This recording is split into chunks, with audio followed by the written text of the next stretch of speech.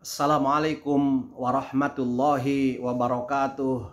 Sahabat-sahabat tercinta yang dirahmati Allah, jumpa lagi dalam acara Kulluhum, kuliah 10 menit dari Undang Munawar Official Channel. Mudah-mudahan bermanfaat bagi kita semua. Materi kali ini saya akan melanjutkan kisah tentang Nabi Musa alaihi salam. Musa semakin dewasa di lingkungan kerajaan Firaun. Dan setelah dewasa, Allah memberikan kepadanya, menganugerahkan kepadanya hikmah dan pengetahuan. Sebagaimana dijelaskan dalam Al-Quran surat Al-Qasas ayat ke-14. A'udzubillahi minasyaitonirrajim. Walamma balagha asyuddahu wastawa atainahu hukma wa ilma. Wa kadzalika najzil muhsinin. Dan setelah dia Musa dewasa dan sempurna akalnya, kami menganugerahkan kepadanya hikmah, kenabian dan pengetahuan. Dan demikianlah kami memberi balasan kepada orang-orang yang berbuat baik. Kini Musa telah menjadi nabi, dianugerahkan oleh Allah kepadanya hikmah dan pengetahuan. Mulai saat itu, Nabi Musa menghadapi petualangan hidupnya, perjalanan hidupnya sebagai seorang nabi yang mengemban risalah dakwahnya harus menghadapi pemimpin yang dolim dan orang-orang yang dolim, mengajak manusia untuk menyembah Allah Subhanahu wa Ta'ala. Pada suatu saat, pada suatu ketika, Nabi Musa keluar dari istana dan berjalan menuju sebuah kota. Kota itu bernama Memphis. Dan di kota itu Nabi Musa melihat ada dua orang yang sedang berkelahi. Dua orang itu, yang satu dari bangsa Israel, berarti satu bangsa dengan Nabi Musa. Dan yang satu lagi dari bangsa Mesir, berarti satu bangsa dengan Firaun. Dan orang yang dari bangsa Israel itu meminta tolong kepada Nabi Musa agar dapat mengalahkan musuhnya. Dan Nabi Musa kemudian menolongnya. Tidak lama kemudian musuhnya itu dipukul, ditinju oleh Nabi Musa. Dan ternyata tanpa diduga, akibat pemukulan itu, orang yang dipukul dari bangsa Mesir itu mati terkapar. Nabi Musa telah membunuh seseorang sekalipun tanpa disengaja. Akibat perbuatannya, Nabi Musa menyesal, kemudian memohon ampun kepada Allah Subhanahu wa Ta'ala, sebagaimana dalam Al-Qasas ayat 16. A'udzubillahi minasyaitonirrajim. Qala rabbi inni dhalamtu nafsi faghfirli faghfara lahu innahu huwal ghafurur rahim. Dia Musa berdoa, ya Tuhanku, sesungguhnya aku telah mendolimi diriku sendiri, maka ampunilah aku. Maka dia Allah mengampuninya.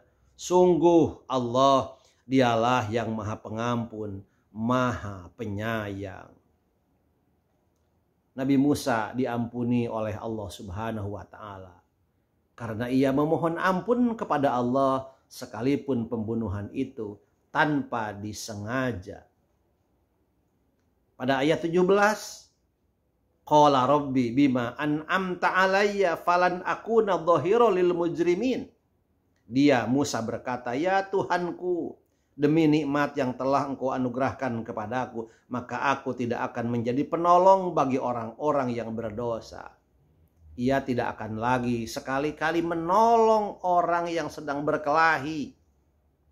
Tetapi pada saat ia merasa ketakutan karena telah membunuh orang Mesir itu, khawatir ada pembalasan, ternyata pada saat itu datang lagi orang yang mencari pertolongan kepada Nabi Musa. Dan orang itu tidak lain adalah orang yang kemarin mencari pertolongan. Nabi Musa kemudian menolaknya karena khawatir terjadi lagi kasus sebagaimana yang telah dilewati, bahwa dia telah membunuh dengan sengaja kepada orang Mesir itu. Ditolaknya permintaan pertolongan itu.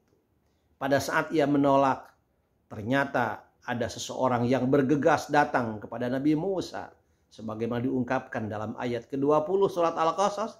Wa jaa rajulun min aqsal madinati yas'a qala ya Musa innal mala'a ya'tamiruna bika liyaqtuluka fakhruj inni laka minan nasihin.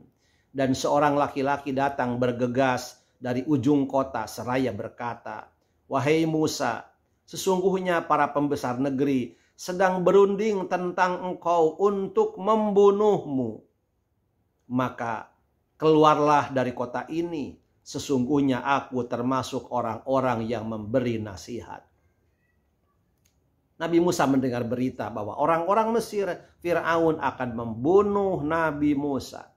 Dan Nabi Musa diperintahkan oleh orang itu untuk keluar, menghindari, menjauhi, agar jangan sampai dibunuh oleh orang-orang Fir'aun.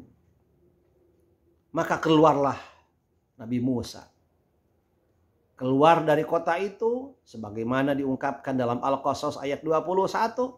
Fakharaja minha khaifan yataraqqabu qala rabbi najjini minal qaumidh dhalimin.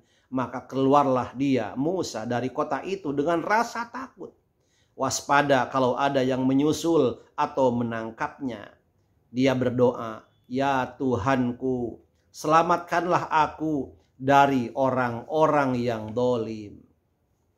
Nabi Musa pergi entah kemana. Tidak ada yang ditujunya.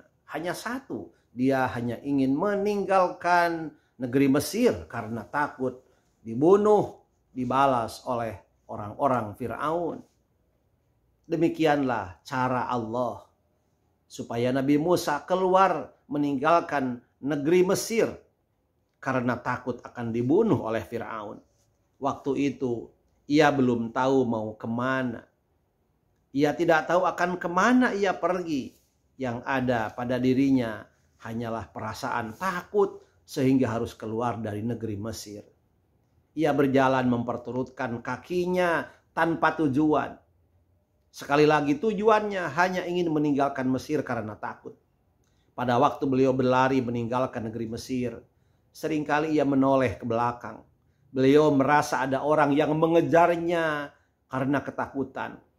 Sore harinya, beliau berhenti di bawah sebatang pohon kayu di daerah Madian, seraya berdoa kepada Allah sebagaimana tertulis dalam Al-Quran surat Al-Qasas ayat 22. A'udzubillahi minasyaitonir rajim. Walamma tawajjaha tilqa'a Madyana qala asa rabbi ayyahdiyani sawa'as sabil. Dan ketika dia menuju ke arah negeri Madian, dia berdoa, mudah-mudahan Tuhanku memimpin aku ke jalan yang benar.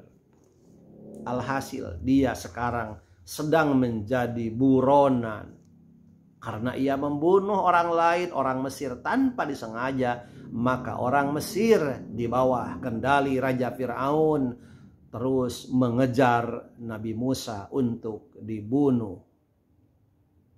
Nabi Musa buronan. Cerita ini akan mengawali bagaimana petualangan dan perjalanan hidup Nabi Musa yang harus menghadapi raja yang dolim, raja yang lalim, raja yang kejam, yakni Fir'aun beserta umatnya, agar mereka diajak oleh Nabi Musa untuk beriman kepada Allah, untuk menyembah Allah. Terima kasih. Wallahul muwaffiq ila aqwamit thoriq. Wassalamualaikum warahmatullahi wabarakatuh.